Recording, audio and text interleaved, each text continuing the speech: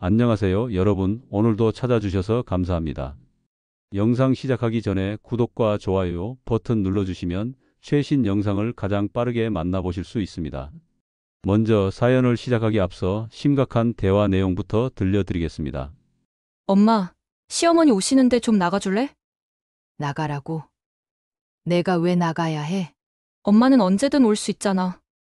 시어머니는 예민하시니까. 그럼 내가 여기서 뭐야? 하녀야? 됐고. 엄마, 수연이 생일에 뭐 해줄 거야? 시어머니는 300만 원짜리 유아전동차 사준다고 하던데. 300만 원? 그럼 엄마는 뭘 사야 하는데? 엄마도 그 정도는 해줘야 할 거 아니야? 할머니가 두 분인데 차이가 너무 나면 수연이가 시어머니만 좋아하면 어떡해. 그리고 내가 장서방 보기에도 눈치 보이고. 나는 맨날 니네 집 와서 밥 해주고 청소해주고 다 하는데 내가 수연이 선물 비교되게 사줬다고 뭔 눈치가 보여? 말 함부로 하는 거 아니다. 그리고 수연이 선물 300만 원짜리 사줄 만큼 나는 여력도 안 돼. 내가 언제 그런 돈이 있다고? 엄마 적금 있잖아. 이럴 때 쓰라고 모은 거 아니야? 아니다, 엄마. 수연이 선물은 안 사줘도 되니까. 적금 좀 깨서 빌려주면 안 돼? 우리 이번에 전세 빼달라고 해서 이사 가야 하는데 돈이 좀 부족해. 미쳤어? 그게 엄마 전 재산인데. 시어머니한테는 못 부탁하겠어. 엄마가 좀 해줘. 과연 이런 일이 왜 일어난 걸까요? 오늘의 주인공은 68세 방영옥 씨입니다. 평생 딸을 위해 살다가 가정부 취급받은 어머니가 선택한 복수 이야기를 지금부터 들려드리겠습니다.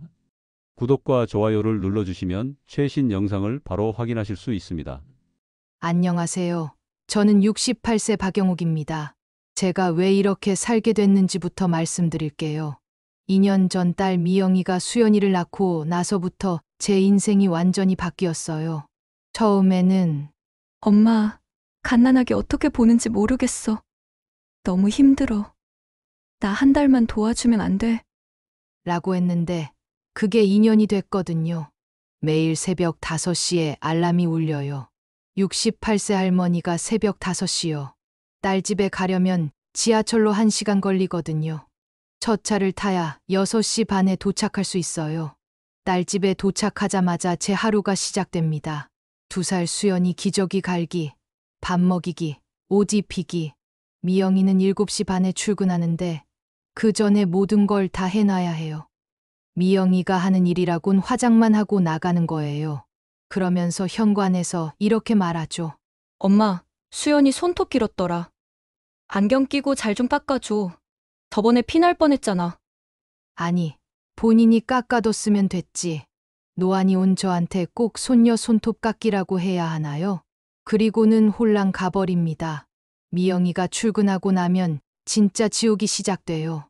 산더미 같은 설거지, 빨래, 청소. 2살짜리가 집을 어떻게 이렇게 어지럽힐 수 있는지 모르겠어요. 냉장고를 열어보면 더 가관이에요. 장서방이랑은 주말 부부인데 주말에 만나면 맨날 배달 음식만 시켜 먹는지 먹다 남은 배달 음식이 일회용 용기 그대로 냉장고에 쌓여 있어요. 결국 제가 분리수거며 음식물 쓰레기 처리까지 합니다. 제가 치우지 않으면 아무도 안 치우거든요. 그런데 제일 화나는 건 딸의 태도예요. 엄마, 어제 청소할 때 걸레질은 안 했어? 여기 얼룩이 그대로야. 어제 수연이가 주스 흘린 자국 그대로 있잖아. 제가 언제 안 했다고 그래요? 2살짜리 뒤치다꺼리가 얼마나 힘든지 아나요? 에너지는 어찌나 넘치는지. 청소하고 뒤돌아서면 또 어질러져 있고 매번 뭘 흘리고 먹고. 엄마는 집에서 할 일 없잖아. 나는 직장 다녀야 하는데. 할 일이 없다고요? 68세 할머니가 새벽 5시부터 밤 8시까지 손녀 돌보는 게 할 일이 없는 거래요. 그런데 정말 기가 막힌 건 시어머니 얘기가 나올 때예요. 어느 날 미영이가 이런 말을 하더라고요. 엄마, 시어머니가 오늘 저녁에 오신대. 좀 일찍 가면 안 될까? 일찍 가라고. 왜? 시어머니는 좀 예민하시거든. 엄마 있으면 불편해하실 것 같아서. 그 말을 듣는 순간 정말 기가 막혔어요. 나는 예민하지 않다는 거야? 나는 아무렇게나 대해도 된다는 거야? 그럼 나는 뭐가 되는 건데? 엄마는 가족이잖아. 시어머니는 손님이고. 가족이라서 함부로 해도 된다는 논리였어요. 그때부터 뭔가 이상하다는 생각이 들기 시작했죠. 시어머니가 오시는 날이면 저는 무조건 나가야 했어요. 어쩌다 나가는 길에 마주치면 미영이 태도가 어찌나 공손한지. 어머니 오셨어요? 차 드시고 가세요. 수연이 할머니한테 인사해. 완전히 다른 사람이 되는 거예요. 저한테는 엄마 오늘 왜 이렇게 늦게 왔어? 라고 하면서 시어머니한테는 이렇게 대하는 거죠. 그런데 더 충격적인 건 딸이 저한테 하는 말이었어요. 엄마, 저녁에 시어머니 오신다니까 과일 좀 좋은 거 사다 놔줘. 어머니 입맛 까다로우시잖아. 아니, 저한테는 언제 과일 한번 사다 주거나 깎아준 적 없으면서 시어머니가 오신다니까 제일 좋은 과일 사다 놓으라니. 이런 일들이 반복되면서 저는 점점 깨닫게 됐어요. 내가 여기서 정말 가정부구나. 아니, 가정부보다도 못한 취급을 받고 있구나. 마음속으로 끓어오르는 마음을 가라앉히며 지내고 있었어요. 그런데 이제부터 들려드릴 이야기는 정말 저한테 상처되는 일이었어요. 작년 겨울이었어요. 매년 김장철이 되면 제가 김치를 담가서 딸 집에 갖다 줬거든요. 68세 할머니가 김장하는 게 얼마나 힘든지 아세요? 배추 절이고 양념 만들고 하루 종일 허리 아픈 걸 참고 김치를 담가서 큰 통에 담아 갖다 줬어요. 미영아, 엄마가 김치 해왔어. 올해도 맛있게 담갔으니까 잘 먹어. 그런데 딸의 반응이 시큰둥했어요. 엄마 김치는 좀 짜더라. 요즘은 덜 짜게 담그는 게 유행이잖아. 짜다고? 작년에는 맛있다고 했잖아. 응. 그때는 그랬나? 아무튼 고마워. 그렇게 김치를 갖다 줬는데 한 달 후에 딸 집에 갔을 때 냉장고를 열어봤더니 제가 담가준 김치가 그대로 있는 거예요. 김치 냉장고에도 넣어놓지도 않아서 금방 맛없게 쉬어버렸어요. 미영아, 엄마가 해준 김치는 왜 안 먹었어? 김치 냉장고에 넣어놓지도 않고. 아, 그거? 요즘 집에서 밥을 잘 안 먹어서. 김치 먹을 새가 없었네. 미안. 그래도 김치 냉장고에 넣어서 익혀놔야지. 맛없게 쉬어서 너무 아깝다. 그리고 그날 저녁에 시어머니랑 통화하는 소리를 들었어요. 제가 거실에서 수연이랑 놀아주고 있는데 안방에서 스피커폰으로 시어머니랑 통화를 하더라고요. 저한테까지 들리는 줄도 모르는지. 어머니, 김치 정말 맛있어요. 역시 어머님 손맛이 저한테 딱 맞아요. 그래? 다행이네. 올해는 좀 덜 짜게 담갔는데. 네, 요즘 트렌드에 딱 맞아요. 시원하고 아삭아삭해서 너무 맛있어요. 그 순간 정말 눈앞이 하얘졌어요. 제 김치는 짜다고 하더니 시어머니 김치는 트렌드에 딱 맞다고요? 냉장고를 몰래 열어봤더니 시어머니가 담가주신 김치는 거의 다 떨어져 가고 있더라고요. 하나 맛봤는데 밍숭맹숭 김치 같지도 않더라고요. 그날부터 저는 결심했어요. 이제 김장 안 해주기로요. 올해 김장철이 왔는데 저는 아무 말도 안 했어요. 딸도 한동안은 아무 말 없더라고요. 그런데 한 달이 지나니까 갑자기 전화가 오더라고요. 엄마, 이번에 김장 안 했어? 김치, 작년에 너가 안 먹길래 필요 없나 보다 했지. 그거는 그때 밥을 잘 안 해 먹어서 그랬을걸? 내가 엄마 김치 좋아하잖아. 미영아, 엄마도 나이 들어서 김장하기 힘들어. 그냥 사 먹어. 엄마, 그래도 마트에서 파는 것보다 엄마 거가 나아. 엄마 김치는 묵혀서 찌개 끓여 먹으면 딱이야. 묵혀서 찌개용이라고요? 제 김치가 찌개용 김치래요. 그럼 시어머니한테 김치 달라고 해. 어머니 김치는 다 떨어졌어. 그리고 어머니는 많이 안 해주시거든. 결국 제 김치는 찌개용이고 시어머니 김치는 그냥 먹는 용이라는 얘기였어요. 그때 정말 깨달았어요. 딸에게 저는 그냥 편리한 보조 역할일 뿐이구나. 귀한 것은 시어머니가 해주시고 일상적이고 당연한 건 친정엄마가 해주는 거구나. 그리고는 수연이 생일날이었어요. 그날 오전에 저는 10만 원짜리 블록 장난감을 사서 딸 집에 갔어요. 제 형편에는 그것도 부담스러운 금액이었거든요. 수연아, 할머니가 선물 사왔어. 수연이가 처음에는 눈을 반짝이더니 금방 관심을 잃어버렸어요. 그런데 오후에 시어머니가 오시더니 정말 300만 원짜리 유아전동차를 들고 오신 거예요. 수연아, 할머니가 왔어. 한미, 할머니! 수연이의 반응이 완전히 달라졌어요. 유아전 동차를 보자마자 소리를 지르며 좋아하는 거예요. 와, 자동차! 한미 최고! 그 순간 정말 마음이 아팠어요. 제가 사준 블록은 구석에 방치된 채로 온 집안이 유아전 동차 얘기뿐이었거든요. 어머니, 이렇게 비싼 걸 사주시다니 너무 감사해요. 수연이가 너무 좋아해요. 맨날 맨날 태울게요. 우리 손녀 생일인데 당연한 거지. 시어머니도 뿌듯해 하시면서 수연이와 놀아주시는 모습을 보니 정말 쓸쓸했어요. 저녁 식사 자리에서도 계속 유아전 동차 얘기뿐이었어요. 수연아, 할머니가 사준 자동차 좋지? 제가 사준 블록은 아무도 언급하지 않았어요. 마치 없는 것처럼요. 그날 밤 집에 돌아오면서 정말 눈물이 났어요. 똑같은 할머니인데 왜 이렇게 차이가 날까요? 돈의 차이일까요? 아니면 정말 시할머니가 더 소중한 할머니일까요? 그리고 며칠 후 갑자기 미영이가 할 얘기가 있다는 거예요. 엄마, 잠깐 얘기 좀 할게. 심각한 표정으로 앉더니 이런 말을 하는 거예요. 엄마, 우리가 지금 전세금이 좀 부족해서. 엄마 적금 좀 빌려줄 수 있을까? 적금, 그게 엄마 전 재산인데 3천만 원만 정말 급해서 그래. 이자도 쳐줄게. 3천만 원이 제 전 재산이에요. 68세에 다른 수입도 없는데 그걸 빌려달라고요? 미영아, 그럼 엄마는 어떻게 살라는 거야? 아니, 내가 떼먹는다는 것도 아니고 잠깐 빌려달라는 거잖아? 이자까지 쳐준다니까 왜 그래? 시어머니한테는 못 부탁하겠어. 엄마가 좀 해줘. 엄마만 믿을게. 또 그 말이에요. 시어머니한테는 못 부탁하니까 친정 엄마가 해달라는 거죠. 미영아, 그 돈 없으면 엄마가 죽을 수도 있어. 에이, 엄마 오바는 그런 말 하지 마. 엄마는 건강하시잖아. 제 걱정은 전혀 안 하는 거예요. 오직 자기들 필요할 때만 찾는 거죠. 그러면서 엄마, 우리 바다로 여행 갈까? 수연이도 바다 구경 시켜주고. 라고 말을 돌리더라고요. 일단 아직 전세 옮길 때까지 여유가 있으니 저도 적금을 깨서 줘야 하나 고민을 좀 해봐야겠다 싶었어요.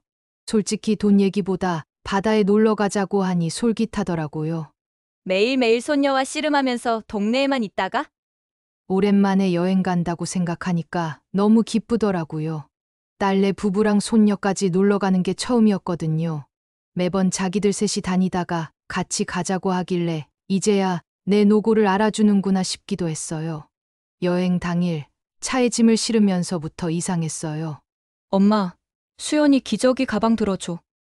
엄마가 수연이 옆에 타야 챙겨주기가 좋잖아? 수연이 카시트 좀 잘 태워줘. 미영이와 사위는 둘이 차 앞에 앉아서 히덕거리면서 가고 저는 2살짜리 손녀 짐에 부대껴서 안고 바다로 가는 차 안에서 내내 수연이 시중을 들어야 했어요. 바다에 도착해서도 마찬가지였어요. 딸과 사위는 자기들끼리 기분 내는 양 저만치 멀리 손잡고 걸어가고 저는 수연이를 안고 짐 보관하고 있는 거죠. 엄마, 수연이 좀 봐줘. 우리 사진 좀 찍고 올게. 2살 아이가 얼마나 무거운지 아세요? 10분만 안고 있어도 팔이 저려오는데 1시간 넘게 안고 있었어요. 수연이 그냥 모래사장에서 놀게 하자. 엄마 팔이 너무 아파. 엄마, 수연이 모래 먹으면 어떡해. 그냥 좀만 안고 있어줘. 그날 밤 숙소에서 더 충격적인 일이 있었어요. 수연이와 함께 침대에 누워서 토닥이며 재우고 있는데 밖에서 딸과 사위가 작은 소리로 대화하는 게 들렸어요. 이번 명절에 용돈 어떻게 드리지? 그러게, 돈 나갈 일이 너무 많네. 귀를 기울이고 들어보니 정말 기가 막힌 대화가 오가고 있었어요. 우리 엄마는 10만 원만 드리자. 그래도 어떻게 그래? 똑같이 드려야지. 어머니도 10만 원 드릴 순 없잖아. 어머니 성격에 가만히 계시겠어? 그리고 수연이 선물도 비싼 거 해주셨는데 어머니는 50만 원 드리고 그리고 어머님은 10만 원만 드리자고? 좀 그런데. 우리 엄마는 그런 걸로 안 서운해. 돈 쓸 일도 별로 없고. 그 순간 정말 머리가 하얘졌어요. 시어머니는 50만 원, 친정엄마는 10만 원. 그리고 엄마한테 적금 얘기 꺼내봤었거든. 빌려줄 것 같은 뉘앙스였어. 장모님 적금 있어? 엄마 적금 3천만 원 있잖아. 우리 전세금 부족하니까 이자 쳐서 줄 테니까. 적금 좀 깨서 달라고 했어. 그래도 그건 어머니 노후 자금인데. 이자 쳐서 드리면 더 좋은 거 아니야? 자기 그럼 전세금 모자라는 거 어떻게 마련할 건데? 시어머님께 말씀드릴 수 있어? 시어머님 돈 문제로 얘기하는 거 안 좋아하시잖아. 그건 그렇지. 장모님께 자기가 부탁 좀 드려봐. 그 대화를 듣고 잠이 올 리가 없었어요. 내가 그동안 뭘 했나 싶더라고요. 그리고 내 딸이 나를 이렇게밖에 생각 안 하는구나 싶어서 억장이 무너지더라고요. 여행을 다녀오고 마음이 좋지 않았지만 평소처럼 딸 집에 가서 수연이를 돌보고 청소를 하고 있었어요. 제가 안 가면 미영이가 고생할 게 눈에 선하니 공휴일인데 장서방이 출장 가서 혼자 돌보기 힘들다면서 와달라고 하더라고요. 그런데 갑자기 사돈이 오신 거예요. 어머니 오셨어요? 미영이의 목소리가 완전히 달라지더라고요. 저한테 할 때와는 180도 다른 목소리였어요. 어머니, 오랜만에 뵈니까 너무 반가워요. 잘 지내셨죠? 얼른 앉으세요. 오시느라 고생하셨겠어요. 그런데 시어머니가 저를 보더니 이렇게 말하시는 거예요. 아, 사돈 계셨네요. 청소하고 계시는군요. 청소하고 계시는군요. 마치 제가 고용된 청소부인 것처럼 말하는 거예요. 그런데 더 기가 막힌 건 딸의 반응이었어요. 엄마, 이제 가봐도 될 것 같은데? 제 눈을 보면서 나가라는 눈빛을 보내는 거예요. 시어머니 앞에서 저를 쫓아내려는 거죠. 엄마, 시어머니랑 얘기할 게 있어서. 결국 저는 시어머니가 앉아 계신 거실에서 청소도구를 정리하고 나와야 했어요. 마치 청소부가 일을 마치고 나가는 것처럼요. 현관에서 신발을 신고 있는데 미영이랑 사돈이 배웅할 겸 나오시더니 이런 말을 하시더라고요. 미영아, 친정어머니 모시고 사는 거나 마찬가지네. 매일 오시니까. 모시고 산다고요? 제가 딸네 집에 얹혀 사는 신세라는 식으로 말하는 거예요. 2년간 무료로 일해주고 있는데 마치 제가 신세를 지고 있는 것처럼요. 그날 밤 집에 돌아와서 정말 많은 생각을 했어요. 68년을 살면서 이런 굴욕은 처음이었거든요. 다음 날 아침 딸한테 전화가 왔어요. 엄마, 어디야? 나 출근해야 하는데 아직도 안 오면 어떡해. 미영아, 엄마가 가면 뭐하니? 어차피 시어머니 앞에서는 없는 사람 취급받는데. 엄마, 그게 무슨 말이야? 어제 일 잊었어? 나한테 나가라고 눈짓한 거. 엄마, 그때는 좀 분위기가. 분위기. 그동안 내가 해준 게 뭔데? 갑자기 온 사돈 때문에 쫓겨나야 해. 전화로는 제대로 얘기가 안 될 것 같다고 하더니 딸이 집으로 찾아왔어요. 엄마 갑자기 왜 그래? 엄마 안 와서 나 지금 부랴부랴 수연이 데려다 주고 회사 반차 내고 왔잖아. 약속 안 지키면 어떡해? 미영아, 엄마한테 솔직히 말해봐. 나를 뭘로 보는 거야? 엄마를 뭘로 본다니. 무료 가정부? 아니면 돈 빌려주는 사람? 엄마, 무슨 소리야. 엄마는 엄마잖아. 엄마라고? 그럼 엄마한테 왜 이렇게 해? 시어머니한테는 50만 원 주고 나한테는 10만 원 주려고 했지? 딸의 얼굴이 하얘지더라고요. 엄마, 그걸 들었어? 들었지? 여행 갔을 때 다 들었어. 시어머니는 50만 원, 친정엄마는 10만 원. 엄마, 그건 상황이 좀 그래서 그래. 상황. 무슨 상황이 그렇게 중요해? 그리고 시어머니한테는 말 못하고 왜 내 적금은 빌려달라고 그래? 딸이 변명하려고 했어요. 엄마, 그건 전세금 부족해서 그런다니까. 급해서? 68세 할머니 노후 자금이 급하다고 빼앗아도 된다는 거야? 빼앗는 게 아니라 빌리는 거지. 빌린다고? 그럼 언제 갚을 건데? 너희 월급으로 언제 3천만 원을 모아서 갚아? 딸이 할 말이 없어지자 이번엔 다른 얘기를 꺼내더라고요. 엄마, 내가 언제 엄마를 함부로 대했어? 함부로 안 했다고? 그럼 내가 만든 김치는 왜 썩혀놨어? 시어머니 김치는 깨끗이 다 먹으면서. 엄마, 그때는. 그때는 뭐야? 그리고 시어머니 앞에서 나한테 나가라고 눈짓한 거는? 나를 청소부로 아니? 딸이 점점 목소리를 높이기 시작했어요. 엄마, 그럼 어떻게 하라는 거야? 시어머니 앞에서 엄마를 뭐라고 소개해? 우리 엄마는 매일 와서 청소해 주신다고? 그럼 내가 살림도 못하는 며느리로 생각할 거 아니야? 그게 창피해.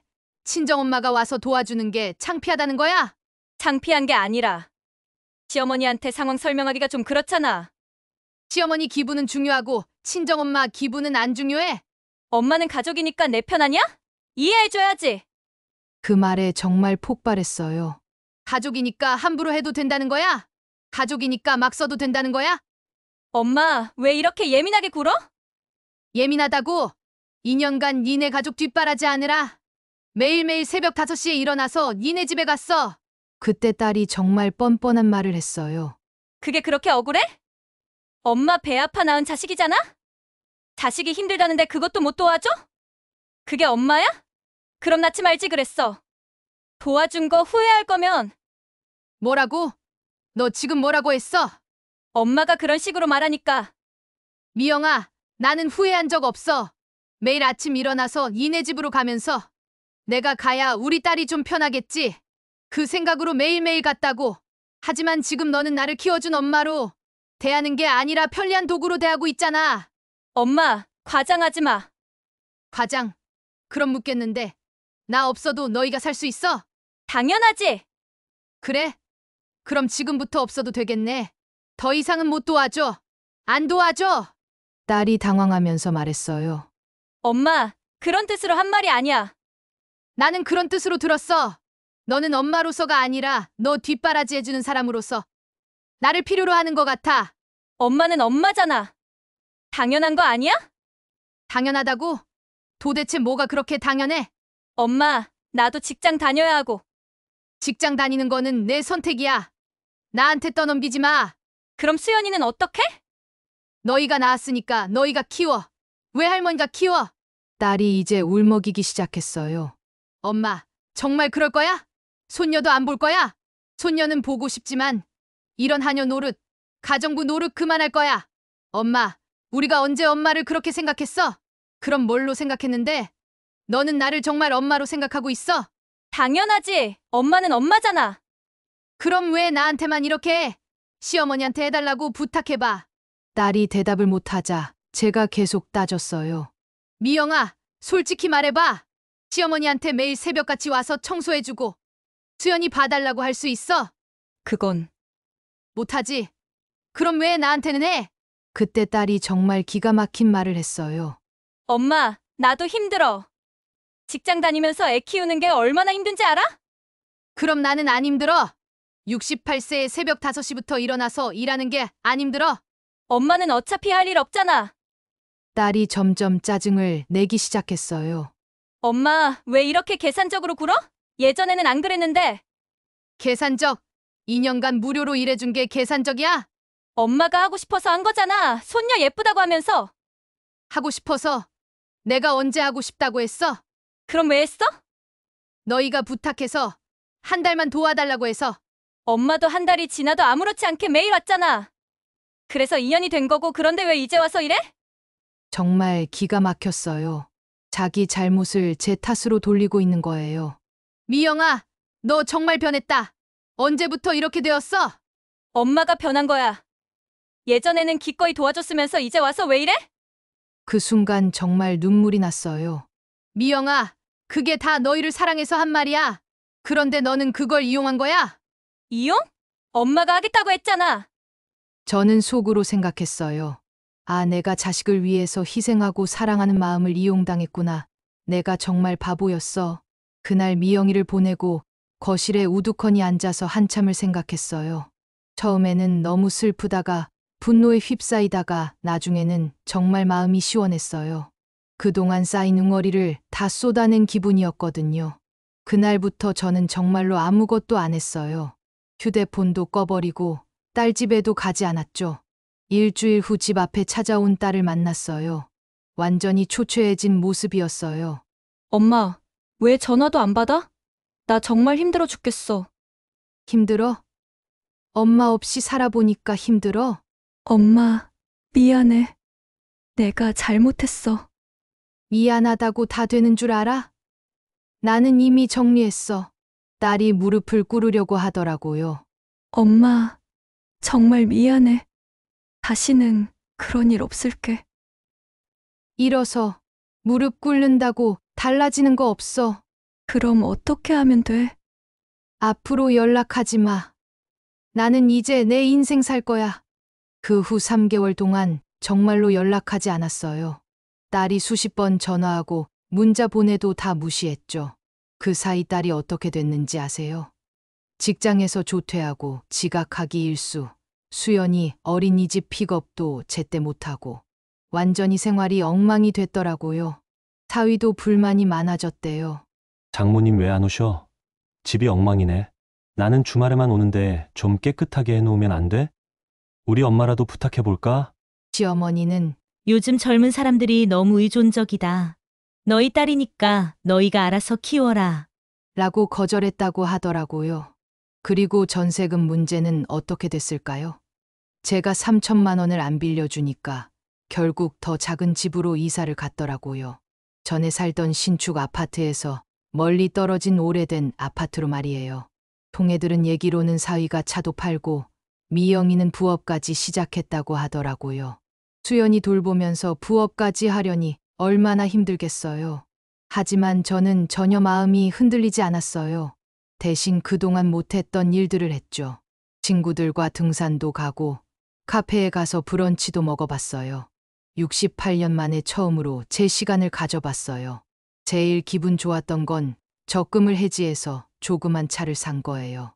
그동안 운전을 못해서 지하철을 타고 다니고 여행 한 번 못 가봤는데 이번 기회에 운전면허를 따고 저를 위한 차를 샀어요.